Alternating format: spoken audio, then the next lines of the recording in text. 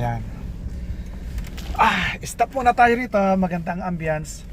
Alamin natin kung gaano kalakas si Barrios para sa laban nila ni Pacquiao. Sige, titingnan natin. Pag-aralan natin kung gaano kagaling si Barrios. Ito. Pag-aralan natin. Ayan. Stop muna tayo rito. Magandang ambience. Maganda. Ayan. Tambay-tambay muna tayo. Tambay muna. Pag-aralan natin. Okay, play natin kung sino. Barrios sticking that jab out and getting the right hand in.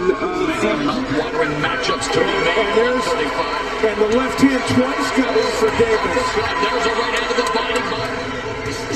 There's that left hook to the body. Right hand upstairs combination again.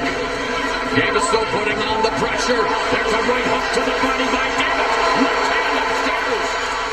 And Barrios rips a left hook. Left hand by Davis. Action picking up here in the fifth. And Davis has flipped the switch. Gervonta Tank Davis. Body shot. On fifth round.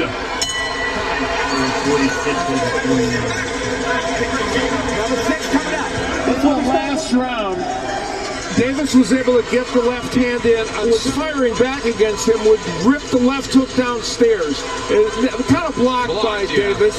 Didn't get in exactly around the right eye of Barrios. And there's the left hand that just got their hands close the distance between himself. Buksan natin. Yan nga, ang exciting nga, si Manny Pacquiao, nakalaban niya si Keith Thurman, tinalo niya. Naglaban din si Keith Thurman at saka si Barrios, talo si Barrios. Nakalaban ni Pacquiao si Ugas, natalo si Pacquiao. Naglaban si Ugas at saka si Barrios, panalo si Barrios. So parang cycle lang, paikot lang. Ano yan? Sige, tingnan natin. Sige, good luck sa taya natin.